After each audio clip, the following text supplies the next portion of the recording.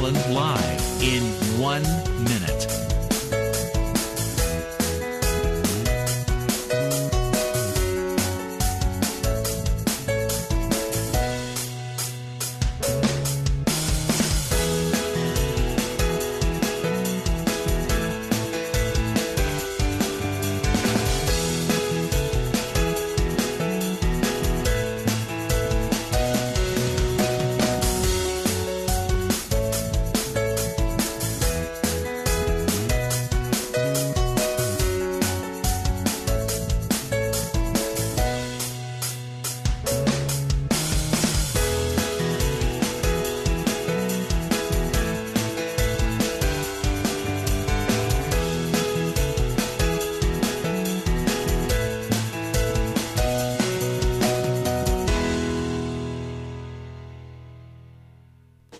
Welcome to Lynn Cullen Live at pghcitypaper.com. Email your questions and comments to Lynn at pghcitypaper.com.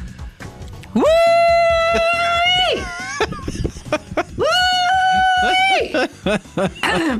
Breaking news. Breaking news. And thanks to Chris Potter here for alerting me. Dateline, Harrisburg.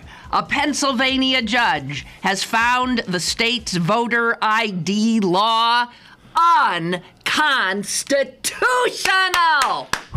Woo!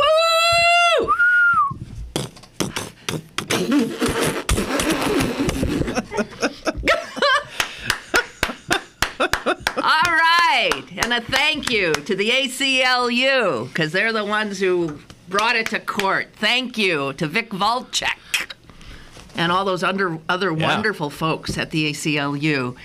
However, nothing's done until it's done. So, Right, so the Commonwealth, which level was this? Commonwealth Court level judge in that ruling, and so it's quite likely, I would expect, that the Corbett administration will appeal it to the state Supreme Court. I will say this is about a 100-page ruling. I've not read it all. This is Commonwealth Court Judge Bernard McGinley. Yeah, and it is, although I haven't read it all, it is... It's pretty eviscerating. It is brutal. It is brutal. Unreasonably burdens the right to vote. The judge accuses the administration of creating a culture of misinformation.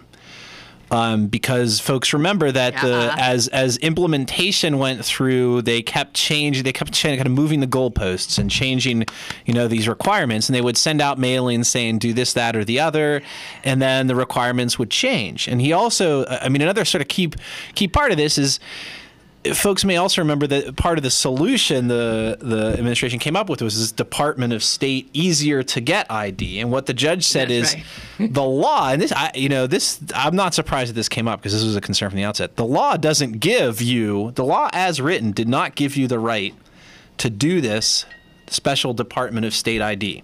It's just not statutorily allowed. They were not supposed to do this. It was supposed to be PennDOT that was handling it, and you did this other thing, and that's not in the law. And so the authority for this is questionable. And most importantly, you really haven't demonstrated that there's any actual fraud taking place. And the law... They stipulated it in the earlier stages had not. That's that right. They had no evidence of fraud. Yeah, and that wasn't what this is. So what he said is, look, the law says you have to provide liberal access. And you simply have not done that. And you have not done that in the absence of any actual proof that there's a problem. My favorite part of the ruling so far is, you get these experts, right? You kind of have these warring experts that talk about it. How many people lack it? How many don't? By the way, the state has previously maybe 75,000 or whatever. He said several 100,000 was this judges were without IDs currently. And apparently, I wasn't there for, the oral arguments or whatever, but apparently the state expert took on this expert hired by the ACLU to challenge the ACLU expert's estimate of how many people were without IDs. And apparently one of the things the state did to challenge him and say, well, you're relying on this SURE database, SURE, which I can't remember what it stands for, and this database is outmoded, da-da-da-da-da. Well, that's the same database being used to determine who has a right to an ID or not. So they were using the state's database to say, no, your numbers are wrong. And this judge said, well, but that's the same database you use to decide who can vote or not. So so you can't use it to impeach the other side's expert to then say the rest of us are supposed to rely on it to tell us who's allowed to vote. I mean, it's just, again, these are, I just have a piece in this week's issue of the paper, oddly enough, that basically just says, this is the gang that can't shoot straight. I want to say, and given the fact that these are legal issues and the governor is a former attorney general of the state, it's mind-boggling. It really is. It is really conspicuous. It is really conspicuous. I mean, the Act 13 ruling about the drilling was similarly just very harsh on. I mean, again, it's hard. Sometimes it's hard to discern tone, but to me, it struck me as just being in place. It's just utterly contemptuous of some of the state's arguments. Yeah. And I mean, the other one that jumps out at you, although it was a federal court rather than a state court, was the governor's ill-advised and abortive attempt to overturn the NCAA sanctions on Penn State. Right. Which again just basically got laughed out of court, and the administration wisely just dropped it. I mean, these are just in all of thes cases, it's just you just wonder what kind of in-house legal expertise he's got. I saw already the Pennsylvania Democrats were tweeting. I'll tell you what it's like. It's like if you were. If you were like in one of those TV shows, what was the one with Raymond Burr in it? He played Ironsides Perry Mason. Perry Mason. Like, if you walked in and you saw that prosecutor for the state that was always on Perry Mason, you would feel great because you're like, I'm walking out of here. I got Perry Mason on my side, and it's that other dumbass representing the state. Right. That has to be how people are feeling about having this Corbett's legal team, because these guys just blow it 6 ways from Sunday. The Act 13 case is another good example where basically the state left the door open for the ruling that they got because they decided just really not to challenge part of the argument made by the people trying to overturn that law.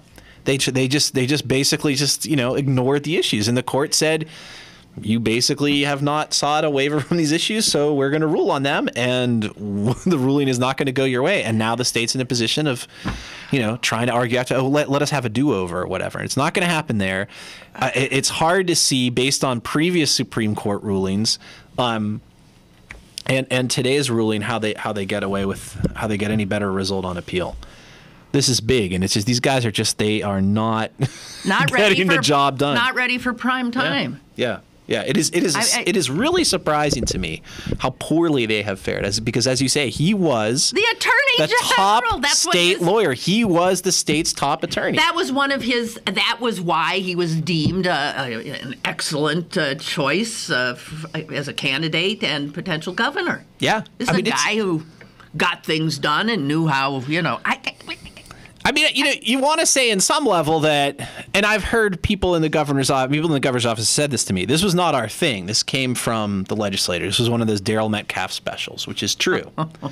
and they were stuck with the perhaps unenviable job of trying to make it work. And so when you look at the Department of State Easy ID thing, they were making it up on the fly. Yes, they were. They were making it up on the fly. Quite clearly. And so to some extent, had this really ever been about the integrity of the election process, then the law would have given the state some time to implement. But it was never about that. It was about subverting an election. It was about skewing. It was about putting the thumb on the scales. It was about doing all that. And so it didn't give them the time because it was all about 2012, and they didn't have the time to do this right, and so they blew it. And so in that sense, I can't really fault. This is one where, I have some sympathy for the government's position because they were put in a bad place and they performed badly. But wow. I'm really looking forward to reading over this thing in greater depth. Yeah, all 100 pages, because it is... We know what Chris Potter will be doing immediately upon exiting the studio. Well, that is the greatest news. I thank you so much for being the bearer of it. Yeah. And, we can assume, I think, that the state will appeal. Yeah, they almost have to. And then I will assume, even though the makeup of the court is, I'm just going to assume the Commonwealth loses again. Well, let's look at it this way. So we have 3 Democrats on the court now and 3 Republicans, right? So a tie. I don't think there will be. A tie would uphold the lower court ruling. So basically, they have to get a straight majority. It is it's just like, it's amazing. I am astounded at just at every level. These guys just seem to be, again, the gang that cannot shoot straight. McGinley actually said Pennsylvania, such regulation, the law, denies the franchise or makes it, meaning the right to vote, or makes it so difficult as to amount to a denial of the right to vote. That's right. Whoa. Yeah, there's just a lot of that. There's just a lot of that kind of language. That the judge noted that no in-person voter fraud is exceedingly rare. That a vague concern about voter fraud does not rise to a level that justifies the burdens constructed here by the Commonwealth and the Republicans. Right. So. I mean, what's doing this thing is exactly what we just said. This came about not as a legitimate exercise. It came about because it was an attempt to skew an election result, and they don't have facts. It is hard to win a case sometimes when you don't have any actual evidence on your side. That is very difficult. Especially when you're talking about a fundamental right. I mean, if there was a factual record that had been developed behind the legislation, if there was a factual record they were able to present, this all might have gone very differently. Well, but instead, they just argued, as they did in Act 13, we have the right to do this because the legislature has the right to pass rules relating to voting, and so that's what we did, and that's it. Well, I mean, they just don't even take into cognizance of all this other. Believe me, it's a big story. This is a national news story. I see CNN finally got it. CNN breaking news: judge strikes down Pennsylvania voter ID law. So really, think of becoming a member of the ACLU. And you better hurry because in 6 months they're going to win all of their battles. That's seriously, because I don't know if it's this case, but they take cases where literally they don't get paid by anybody, and yet they take on the Goliath of the state, and they beat them time and time again, and they're not making money. They're not being paid money. The only way they're able to do it is from membership dues or people contributing money to them.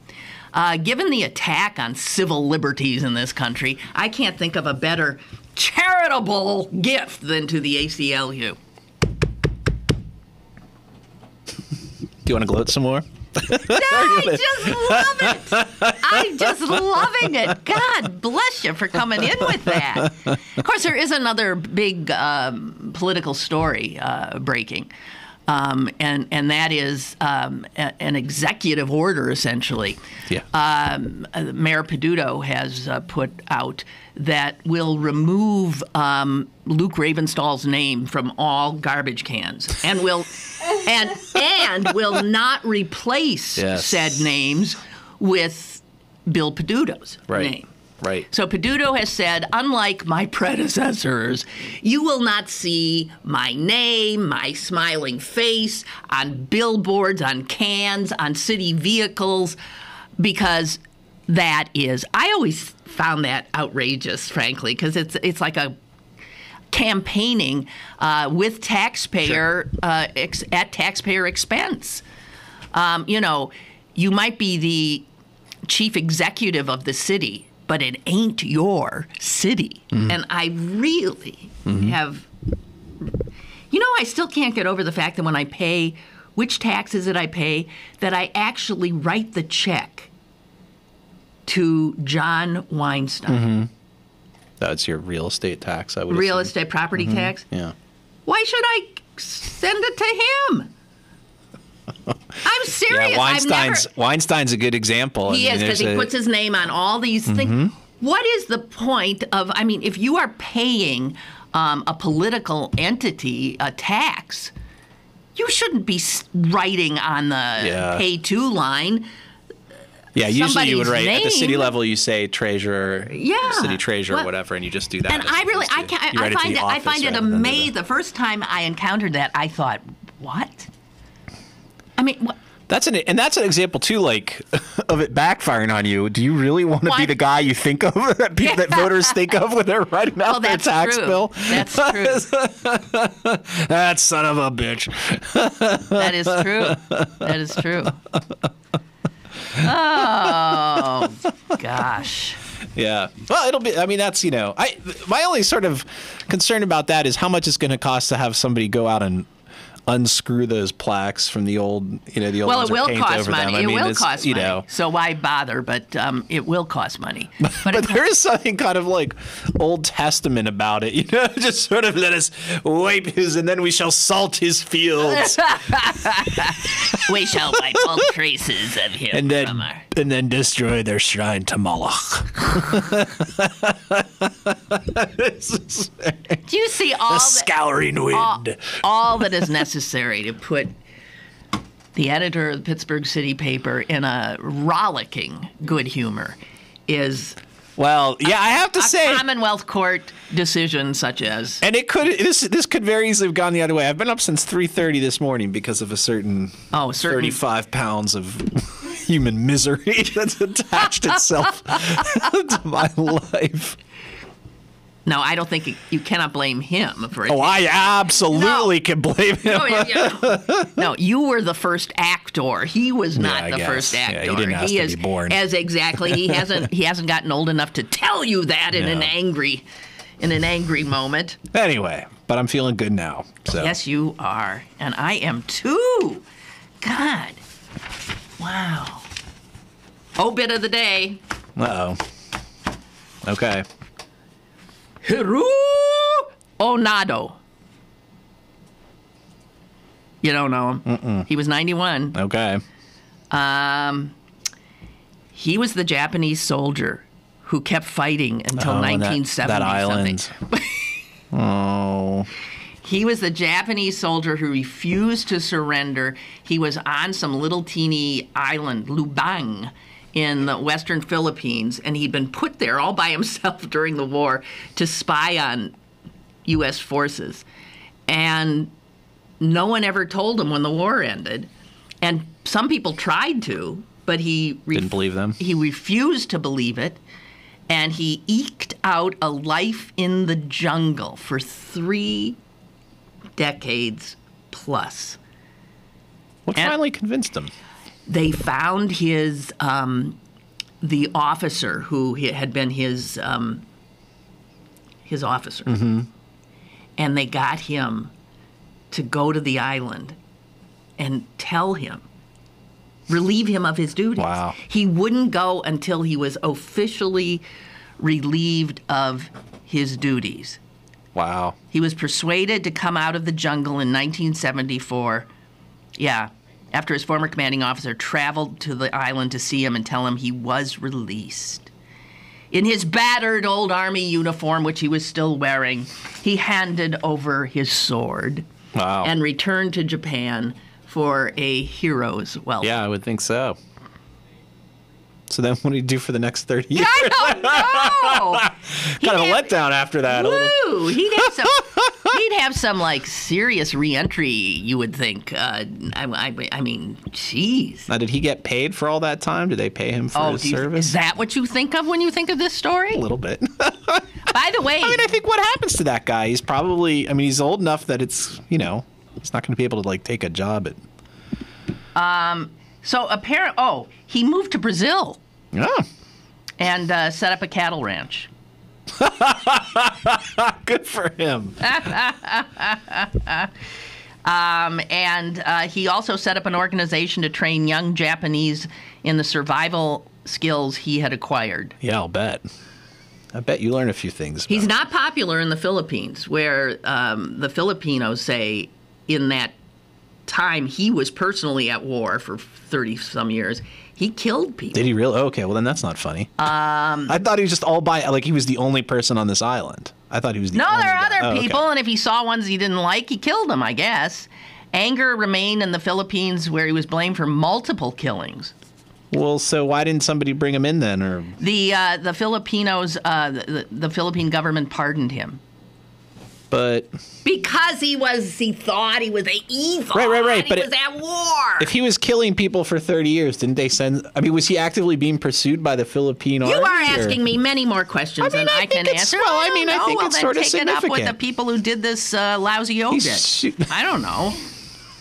You brought it up. Well, because it was always such an astonishing story. Yeah. Hell with you.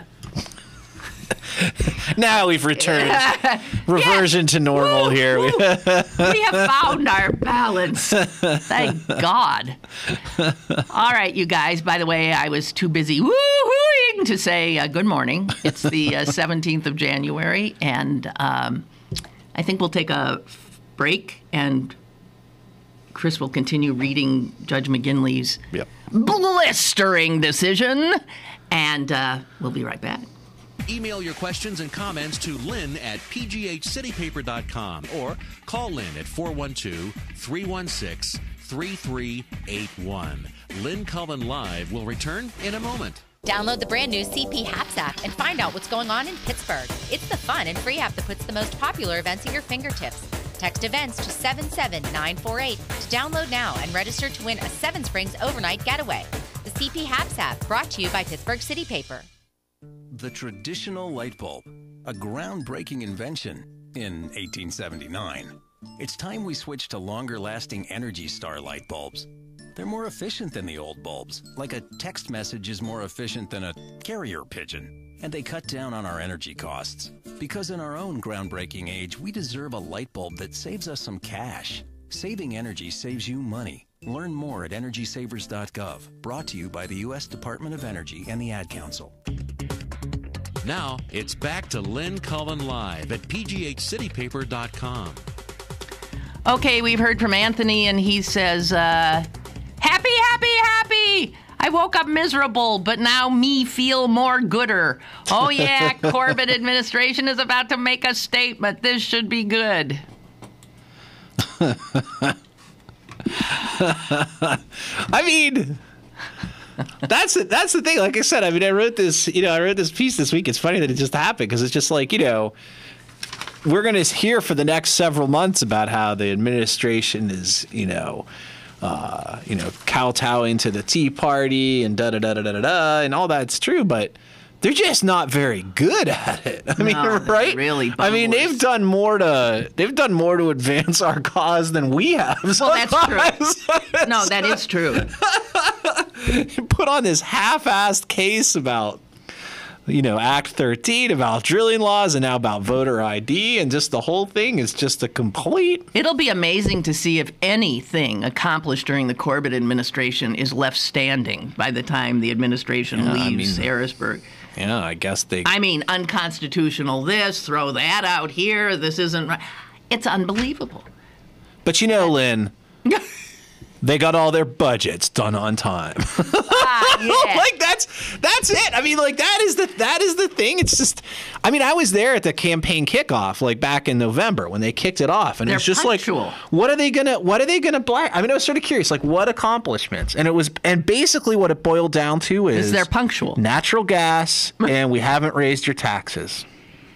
Well, that's all their base needs to hear. Promises kept. Oh no. I don't think so. I think that's a big problem for him, actually, is so much of this stuff. First of all, a lot of the crazy Tea Party Darryl Metcalf Republicans think that this transportation bill is a gas tax increase because it includes arguably it is. It is. I would argue that it's not a very big one and that people really aren't even going to feel it. But if you're going to be a purist about it, and the governor set himself out to be one, you can't say that now. You really can't.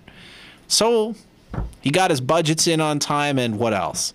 He blew they were going to, privatize the lottery. The lottery. Totally screwed that done. up. That's done. That's they're going to take another run at the state store system. That hasn't happened. That hasn't happened, and of course, the longer you wait, they want the harder video it gets. games or gambling games in bars or something? I mean, there are going to be small games of chance, like you sometimes see at like VFD halls or volunteer fire department halls and stuff like that, like one-a-day drawings and such things. But yeah, I mean, there's not going to be like the Keno machines, because that was going to be what this glorious new for the lottery. Lottery company was going to do. So I mean, the whole thing is just, what do you really have to show for it? Nothing. You didn't raise taxes. A lot of egg on our face. That's what he's got. Yeah. It's just hard to see like why anybody. This is why his numbers are so dismal. He just doesn't have. He's been. I mean, it's interesting. Someday we'll go back and look at this. He has been caught between, I think, to a large extent, a judiciary who, although it's been Republican, I mean, the Chief Justice Castile, who ruled against him in the drilling ruling, is a Republican. I think McKinley might be too. He's been caught between this judiciary that sort of harkens back maybe to a more moderate Republican thing, and a legislature whose spirit is much closer to, some of whose spirit is much closer to that, and even then some of those guys, some of the state senators from the eastern part of the state. And what the problem he's got is all of these Republicans in the Philly suburbs, he's lost a lot of them. He lost a lot of them with the ultrasound stuff and with the abortion with the abortion regulations. Right. I mean, those people are pissed off, and they don't want to. These are not voters. These are people who don't really have trouble sleeping at night over the idea that same-sex couples could get married. So he doesn't have those folks. Those folks are gone. He's lost women in his own party to a very large extent from that area. A lot of the Tea Party people don't have much to get excited about, because what has he really got to show?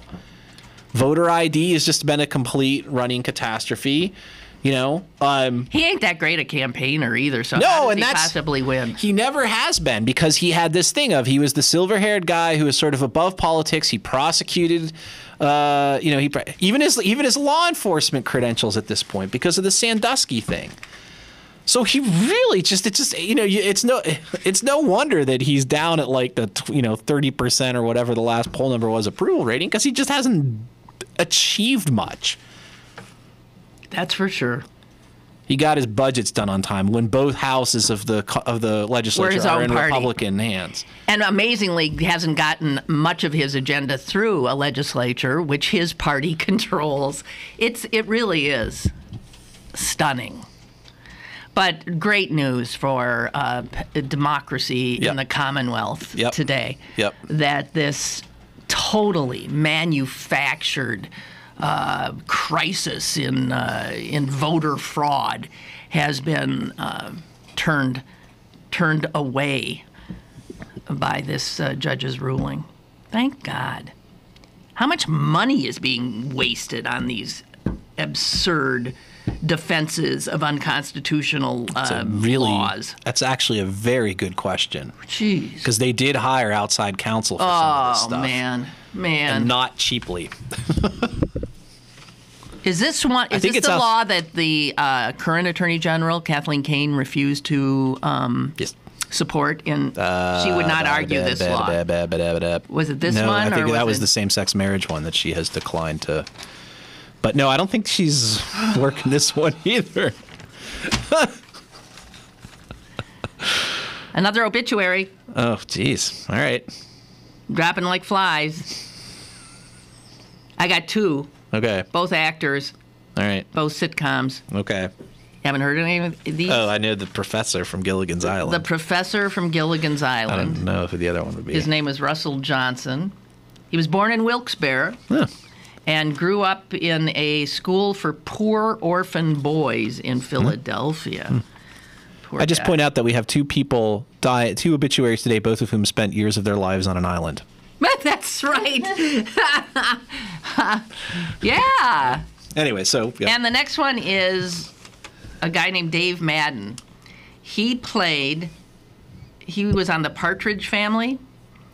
He played Reuben Kincaid. Oh, yeah. The agent who managed the band and clashed with Danny Bonaduce. Didn't everybody clash with Danny Bonaduce? I have to tell you something. I never saw the Partridge Family, and I don't have much recollection of ever watching Gilligan's Island either. Yeah. I only remember Susan Day. That wasn't Day. Wasn't she in Partridge Family? Was she? Oh, maybe. I don't know. We'll see. I mean, I think of her as older. I know Susan Day from, don't I, from some legal show? Legal drama? She was later on, many years later. L.A. Law. She was on L.A. Yeah, Partridge Family, I think. Yes. Yep. So I don't know. I didn't see it. So anyway, those two guys are. Yep. They be dead. May a flight of angels sing them to their rest. Indeed. Oh my gosh. So, big headline in the Post-Gazette, top of the fold, Pittsburgh Symphony. Yeah. You didn't think that was a big story? Well, I guess. Pittsburgh Symphony in talks to possibly go to Iran. Which would be like, it's instead of ping pong diplomacy, it's like musical diplomacy. Take that, Dennis Rodman. Let Rodman go off to North Korea, when Pittsburgh Symphony will simply go to Tehran. Yeah. Why would the symphony want to be in the middle of a political hornet's nest like that? I don't know. Power music, blah, blah, blah, blah. And did you see that the symphony went on, what's that crowdsourcing? Kickstarter? Mm-hmm. There's something so odd about the Blue Blood Symphony with all its, we think, old money benefactors and stuff. Now, I know they're in trouble. Begging on the internet. We were talking about this at our staff meeting on Tuesday. For money to go to New York City. Yeah, I find that odd. It is, and there's actually sort of a spirited debate within because that's not what Kickstarter should be. Yeah, Kickstarter is supposed to be about the people who don't have that stuff, but realistically, they need money. Nobody's gonna. What? Give them money? The truth is that anytime somebody creates a platform like this, sooner or later the big money people crowd into it because there's money there. So why wouldn't you do it?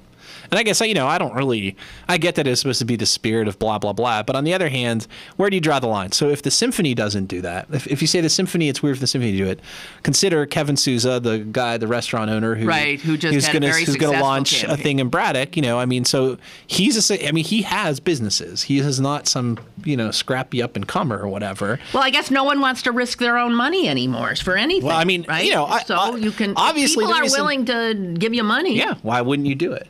And and in his case, he did try to go to banks first and get financing for this thing, and the banks looked at it and said it doesn't seem like a great proposition to us because he's putting a restaurant in Braddock. In Braddock, so people are doing it, and I think it's fine. I just think so where do you draw that line that says, okay, this is sufficiently indie enough or DIY enough or whatever that it's entitled to the Kickstarter platform, but this is not because this is something that's already too established. So the fact is, it's a platform. It's there. Anybody. Yeah.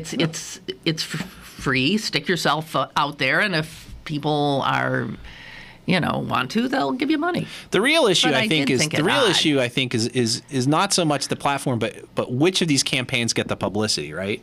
Because Kickstarter itself, what really moves contributions to that is people's awareness of the campaign. So if obviously Kevin Sousa got a ton, as he always does, and as everything Braddock always does, gets a ton of free, publicity in the form of earned media, in the form of papers like mine. I detected a little criticism in that. I mean, I don't look. I'm not going to criticize this project or criticize anybody who's trying to do anything anywhere.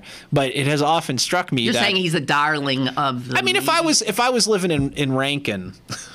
You know what I mean, or Duquesne, or any of these other places, or any of these other places that were, every bit as hard pressed as Braddock. Well, a part of me would be bummed out at the sort of. Then you tell Rankin or Duquesne to get a mayor with tattoos, to get a mayor, 6'5" bald, frightening-looking mayor with an MBA, with a lot of money from MBA with a lot of family Harvard money to plug into, and who's attracts attention on a national, even international level. Yeah.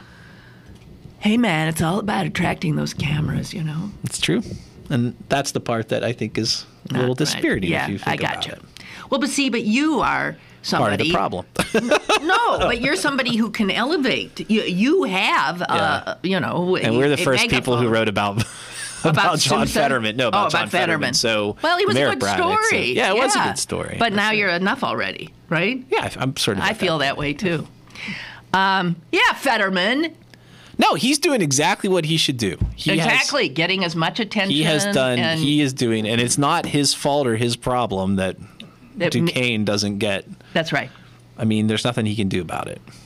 Henry writes, Lynn, certainly requiring a voter ID would have reduced the number of Democratic voters at the polls, but I have felt all along that this voter ID fight was nothing more than a distraction from the real issue, the redrawing of districts across the country, changing the districts to give the Republicans the advantage. It's a much, you're right, bigger issue and with longer term consequence. Yeah, but this has to do with the fact that Democrats don't elect Democrats to state legislatures. There's also an argument, just to be like devil's advocate here, that part of the problem too is the Democrats is sort of what they call self-sorting. The Democrats are tending to cluster themselves in sort of urban areas rather than dispersing ourselves widely, which makes it a little easier. In fact, it makes it kind of harder to draw districts that have that balance when we're so tightly clustered ourselves. Hey, look, my dad wrote in. Is that your father? I think so. ACLU has also stepped in to defend the local liberal news editors, I recall. Actually, is that you? That is. Although they didn't step in to defend you? us, they actually stepped in to help us make trouble for somebody else. And this was when? Several years ago, when the Dick Scaife divorce case was going on, they were having a hearing in court, and the courtroom was sealed, and the order sealing the courtroom was also sealed, and so we did what you do, is you're like, hey, that doesn't seem cool, and we're just obviously, as you know, Lynn, a poor shoestring operation when we can barely afford my Rogaine budget, so. We didn't really have a lawyer to fight this for us, so the ACLU came along and did it, and was our legal representation and did win. Well, I mean, we won in the sense that we got the order sealing the case unsealed, but you still didn't get. Yeah, what business is of yours to be sorting through Dick and Richie Scaife's underwear? The argument was the fate of a newspaper that serves the city of Pittsburgh is potentially at stake there, as it was and is, and that courts are presumed open in the state of Pennsylvania, and if you're going to close them, you need to say why you're doing it, and to sort of not let people in and then not tell them why you weren't letting them in was sort of like a star chamber kind of thing. It just goes against everything that courts stand for. So, and suggests that rich people play by a different set of rules. Exactly so. And and let's be honest, I mean, it's not like there were minor children at stake here. Everybody's a grown-up. All Dick Scaife's son is full grown. So it's we weren't being nebby for the sake of being nebby. We were being nebby because, the fate of one of the largest media outlets in southwestern Pennsylvania is, come on! Don't get on your high horse. Sure. Was I curious? Also, was I sort of curious to see what was up? Yeah. Sure. I mean, yeah. Thank you. So, Aaron writes, oddly enough, there was a great episode of Gilligan's Island where they ran into the Japanese soldier who didn't know the war was over. Oh. That is so cool. All right. And as a latchkey kid in the 80s, I remember it well. Have a great holiday weekend. What holiday? Martin Luther King Day. It's not a holiday for us. It's not. It's for Monday. Oh, Monday. Yeah. So, well, thought it was because it was my birthday. Is it? Tomorrow. Oh, well, have a great holiday weekend. UPMC, in its eternal benevolence, has given us Monday off. Congratulations. So don't get sick on Monday, anybody. Yeah. Yay. God. Yeah, another year older and deeper in debt. St. Peter, don't come calling, 'cause I can't go. Oh, my soul to the company store. Very good. Hey, I think we're going to take a break here and then... Yeah, before we go any further. That's right. I think, and then we'll come back and God knows what. Oh, my More's soul. on the way with Lynn Cullen Live. Dave, what are you doing? Just sending a gift to Dave 2037. Who? Me in the future. I save a little money from every paycheck for Dave 2037 so he can buy anti-gravity boots or a hologram Doberman. What are you getting Steve 2037? Steve 2037 will be just fine. Well, okay, but don't expect to borrow my anti-gravity boots. Save something for the future. Put away a few bucks, feel like $1,000,000. For free ways to save, go to feedthepig.org. That's feedthepig.org. This message brought to you by the American Institute of Certified Public Accountants and the Ad Council. Happy New Year from the all-new bergbargains.com. Log on today for the best deals from your favorite local restaurants, bars, museums, and shows. Sign up for the weekly email update for your chance to win a $100 gift card from the Swickley Spa. The all-new bergbargains.com, Pittsburgh's best bargains, bergbargains.com. Have a question or an opinion? Call Lynn Cullen at 412-316-3381 or email lynn at pghcitypaper.com. Now, more with Lynn Cullen Live. And in other news, it looks like Corbett had to cancel some event in North Philadelphia at the last minute. I think there was going to be some huge protest about education funding over there.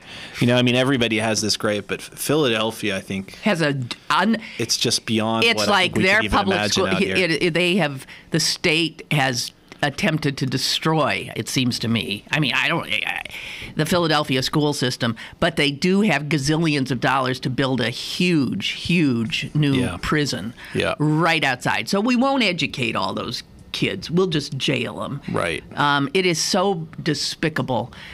Rich says, I heard you ranting about Corbett, not to give him any ideas, but if I were on his election team, his re-election team, I would recommend to him to get into the middle of this fight between Highmark and UPMC and help resolve it. Yeah. That is true. There are many votes to be had if he showed leadership in that situation.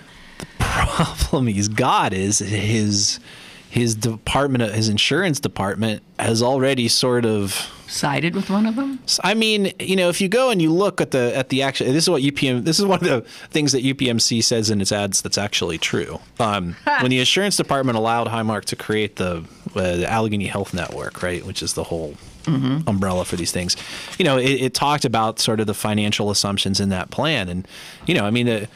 What that ruling basically said is it would be better for Highmark if these two parted ways, because Highmark needs these patients into its system, and it does have to take them away from UPMC because that's the only that's where the patients are, right? That's why you rob banks, because that's where the money is. So, so that from the insurance department standpoint, based even on the representations made by Highmark, they would be better off to.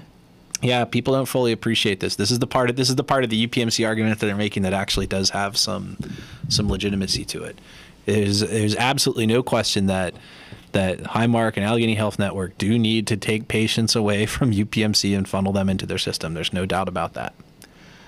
How much of a hit do you think Patrice King Brown's favorability ratings have gone down? Yeah, I haven't heard her in a little bit. Is she I just saw it. Yeah. I just saw a new one, and wow, this one was even.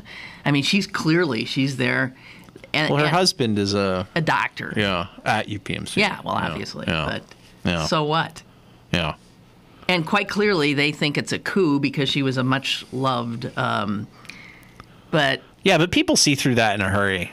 I mean, I just, you know. And I'm sure people think, what do you why are you need doing the this? Money for people, this? People You're like her married because to a doctor, she didn't do that You were stuff. an anchor woman who for a gazillion years who must have made really good money. Yeah. Why are you doing this? Yeah. I'm surprised, too. Yeah. So that's what I'm saying. If there were little favorability ratings when she was on television, and you were to do it, Q ratings, and if you were, well, I don't know that Q is necessarily favorability. I think Q ratings are, do you register Did you have one? Sure. What was it? Was it good? I think I had a in my day of pretty damn high Q rating. Yeah. Good for you. Do you know just like your SAT scores? No. And the people you work for are the ones that do the research to get those ratings. So they don't tell you because they don't want you to know how valuable you are. God forbid. God forbid you walked in and said, hey, check that out. Yeah. Where's the money? Yeah, no. Oh, yeah, that could be the basis of a discrimination suit if you had a higher Q rating than some male person in the same thing. Oh. So, yeah, but I think I had probably one of the highest Q ratings for somebody who was not an anchor person. Oh. Because I was so hard to miss.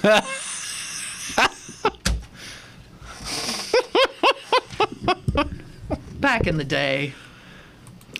All right. What if we all had Q ratings? I guess now we all have Twitter followers, so that's how we tell now. That's the modern equivalent. Well, that can't be because I don't have that many. You got to work sometimes to get. You got to work the room to get Twitter followers. Yeah. And by the way, speaking of that, I did allow you to rip off a little idea I had, which you embellished. I did. And I made it better. You made it better. Yes, I did. And then I saw that some made it the tweet of the week. Tweet of the week goes to Chris Potter in Pittsburgh for this tweet, which was a reworking, and definitely you did make it better, but you never had the idea. The idea. So this was mine. Last week, I was riding the light rail vehicle, which if people who ride the system know, was bottled up with about 3 different things happening to it. Chunks of metal were falling onto the thing or whatever. So I was delayed in the T, and it was unclear how long we were going to be there. It was like half an hour. And I texted Lynn from the T vehicle, and I said, I don't know when I'm going to leave this T if I ever do. And Lynn said, we'll just blame it on Chris Christie. And I said, I'm going to steal that. And you said, be my guest. I did. I know I did. But I didn't know you'd get recognition. Oh, you didn't know I do it. You know, Lynn, good artists borrow. Great artists steal. Jeez. No sooner had he tweeted it than all of a sudden, it was like an hour later.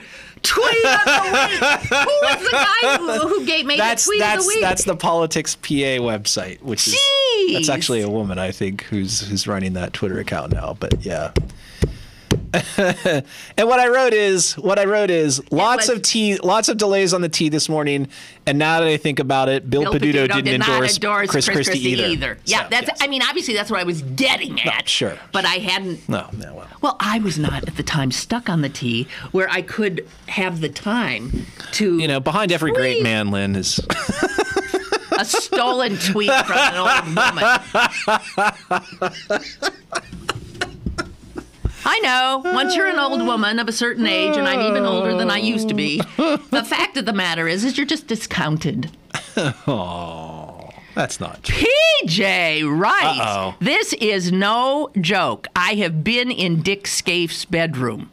Oh. And I was in his bedroom with Richie, his ex. Yes. And while they were going through the divorce, nonetheless.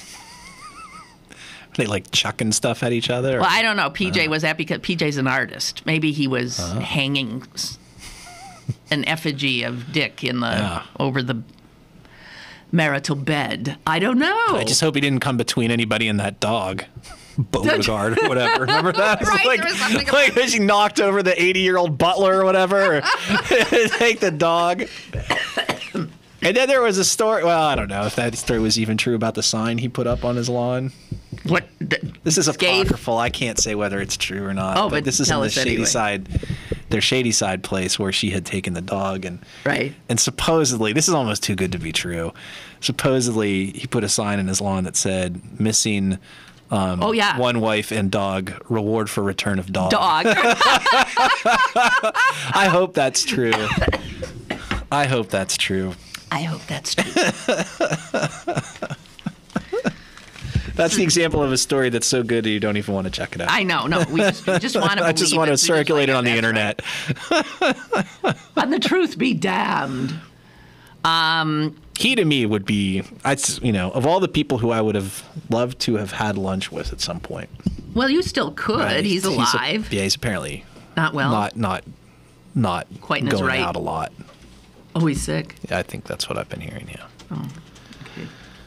Richie's out there. Oh yeah, she's in the scene column every other week, which is just an absolute hoot. He must love that. Oh gosh, seeing her in the Post Gazette. I just say, what are the odds that a woman who marries a gazillionaire is named Richie Battle? So there's this whole section in the paper today, which is one story after another of police officers. Oh yeah, behaving in a criminal fashion. It's like. Ex-Springdale Borough Sergeant getting a year in prison for punching some guy he had under arrest and then tasering him and generally abusing his authority. Then you got the Pittsburgh cop who clearly violated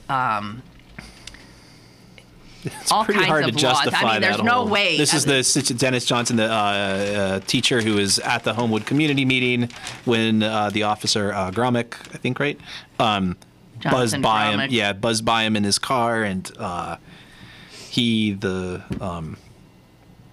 guy who we almost ran over, Dennis Henderson, as this cop car goes right by him, he goes, "Whoa!" like that, because he almost got stopped. The cop car does an immediate U-ey, comes back and says, man. You got a problem with my Yeah, you got a problem with me. And sure enough, this guy who was a teacher, upstanding citizen, ends up face down on the ground being handcuffed. Now, the fact that he was a black man in Homewood, I don't suppose would have had anything to do with it. And the ironic thing is he was coming out of a meeting in which police violence was being talked about, right? Something like that. Anyway, also there's a woman now suing the city for the sexual assault by a Pittsburgh cop who is now, that cop is he in jail? He was, he's no longer on the force. So. I know he's not on the force, but is he in jail? Because there were a number of complaints against him, and the Pittsburgh police kept him on. Yeah. And so now the police are being sued, understandably. Yeah. And, guys, Springdale, for instance, is paying some really large sum. Now, they have insurance, but their insurance rates go sky high if they have to be these payouts, right? If they have to be these payouts. And the Pittsburgh police officer Gromick, now he's not off the force yet. No, that's right. And yet, listen to this. The Office of Municipal Investigations found that the officer violated policies regarding conduct toward the public, conduct on becoming an officer, and incompetency, and recommended, this is what happens when you do all that as a police officer, recommended that he receive a written reprimand, which will be put in his file. Right. And the police union went ballistic and said, that is too harsh a punishment. Right. You're kidding, right? You're kidding, right? No. They are not kidding. This actually, this to me is the single biggest thing you cannot that Bill Peduto is going to have to work out. The thorniest issue. What, to get control of this police department? And they got all kinds of things. Right now, he's looking at, reportedly he has 4 candidates for public safety director. One of the finalists is the current guy, Michael Oss. Which would, I will be. I don't think that's a good astounded. idea. Well, remember that the way this is set up is the Peduto administration has sort of allowed this Talent City initiative, backed by local foundations, to kind of make the initial cut and come up with a short list of finalists, and then he chooses amongst those finalists. What the heck was that? They're calling the wrong number. So that is So he's got that to worry about for starters. And And then he's got contract stuff. There's still this question about the residency requirement. That's still an arbitration. An arbitrator is going to make a decision at some point about all that. And then, I mean, this is a good example, this case. What do you do if you're the city of Pittsburgh? Here's something that happened before your watch. Right.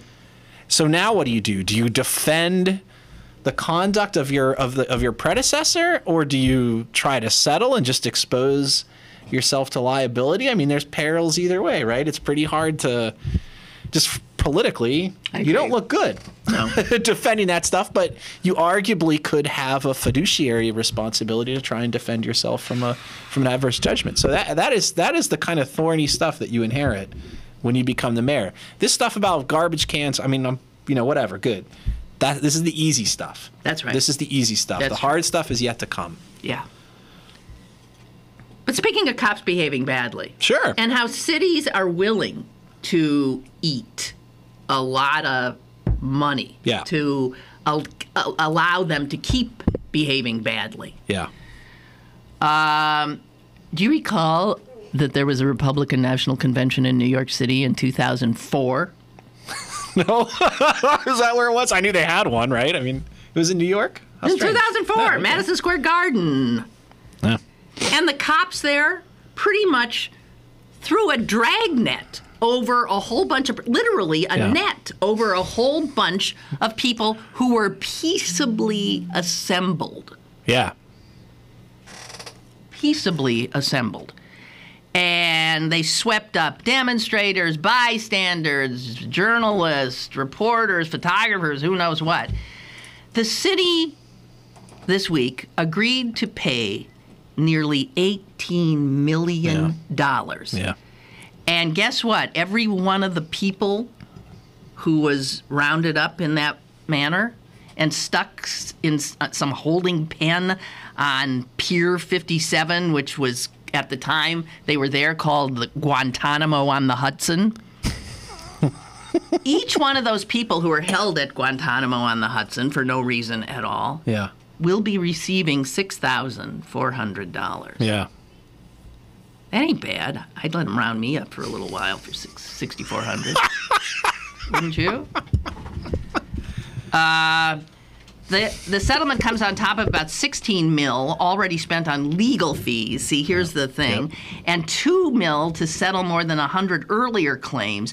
You add it all up, plus what the attorneys get paid, that's more than $35 million. Right, but they say, the New York Times editorial page says, that's an expensive legal course in basic civil liberties. Yeah. They're paying for. But the way these cities look at it, like the G20 here. The way the cities look at it is, what? A, they probably had insurance, which Pittsburgh certainly did, and B, weigh that against all the wonderful economic benefits or whatever. So you do some infringing. I mean, that I is know the they make a calculation. calculation, a risk reward kind of a thing, and then they say, so we'll deprive a whole bunch of people of their constitutional liberties, and we'll pay the piper later. Yeah, that's what Pittsburgh decided, and that's what every city that hosts one of these damn things decides. Right. Roger writes, I moved here in '94, and I don't think one case of police brutality has been proven since I've been here, and the officers prosecuted at least losing their jobs. Potter will think of one. I'm trying to think of one. Come on. There's been no cop who's lost a job because of police brutality. You know what? You're right. And you know what? They often get rewarded. They get bumped There up. are cases... Like, what's his name? The guy at the Civic Arena when it existed. We have a caller? Go ahead, caller. Hey, I'll make it quick. That convention with the police dragnet and everything, you're forgetting the jingoism that came out of that. Yeah.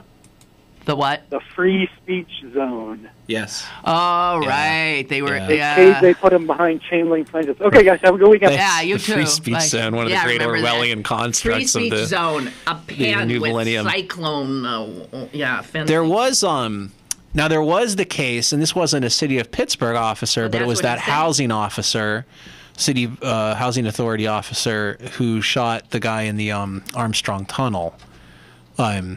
There was a case of but it is pretty. I think you're absolutely. I think. What about there's this case in California where the cops killed a homeless man who was handcuffed? They beat him to death. Yeah. Those cops were just exonerated by a jury. And now the feds are looking into that one. Is there any way you look at Johnny Gamage, you look at, the kid here. Jordan Miles. You look at all those cases, the cops never, ever are convicted. Because the system, especially in those cases, the system is set up, the entire criminal justice system is set up that you take the word of a sworn officer of the law over the word of the person who's on the receiving end, and you assume that the person on the receiving end, if they comply, none of this would have happened, right? So you take the guy who got shot in the car by the police. That there was that, and this is the kid who got paralyzed. Essentially, the police pulled him over in the East End. They got him confused with somebody else. They thought he was somebody else with a similar name, and now he's paralyzed. He's a young man, black, of course, right? And nobody he made this. I guarantee you what a court's going to find. I mean, I'd put a sizable chunk of change on this. What a court will find is, if he doesn't drive away, he doesn't get shot. That's it. You have no claim. Yeah, he's not. There's. I mean, to me, the really screaming example, in my opinion, is the Paul Abel case, which people may not remember. But Paul Abel was an officer who was on the South Side celebrating his wife's birthday, off duty. He was drinking. He was out in the bars doing stuff. Apparently, he got into some altercation with somebody in the bar. Decided to go out and settle things. Found somebody who was not even that person. Pistol whipped him, and the gun discharged, and he accidentally shot the guy. He was brought up on charges.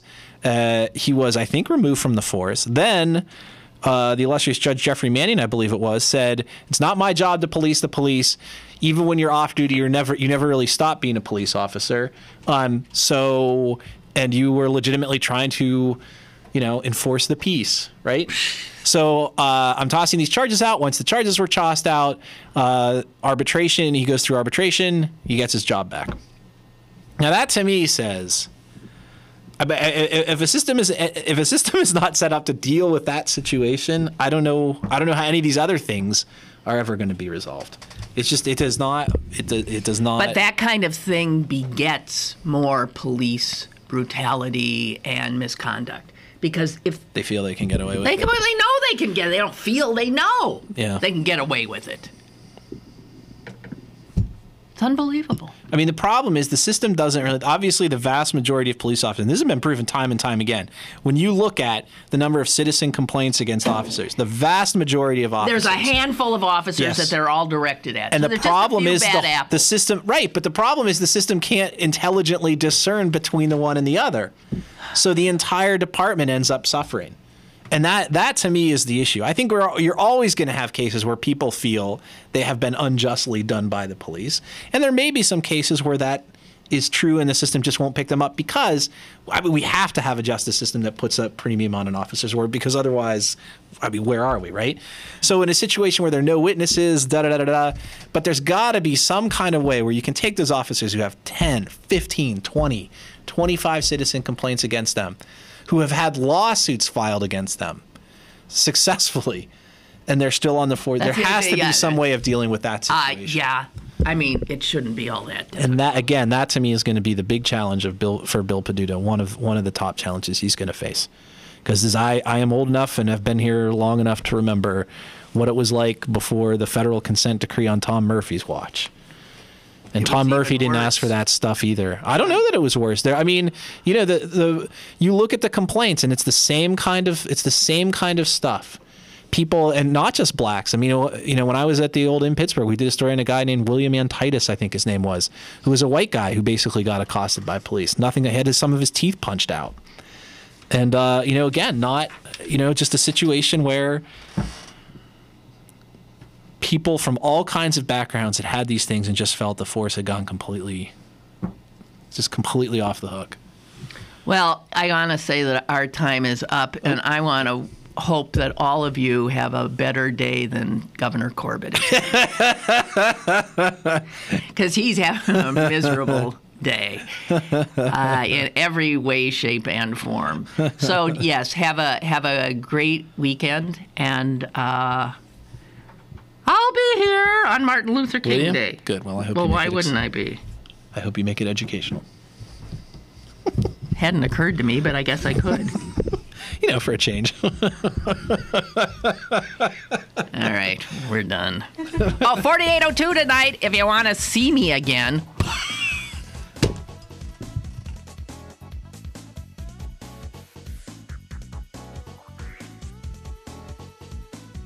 Lynn Cullen Live, Monday through Friday from 10 a.m. to 11 a.m. and archived at pghcitypaper.com. The opinions expressed on Lynn Cullen Live are those of the host and do not necessarily reflect the viewpoints of Pittsburgh City Paper, Steel City Media, and its advertisers.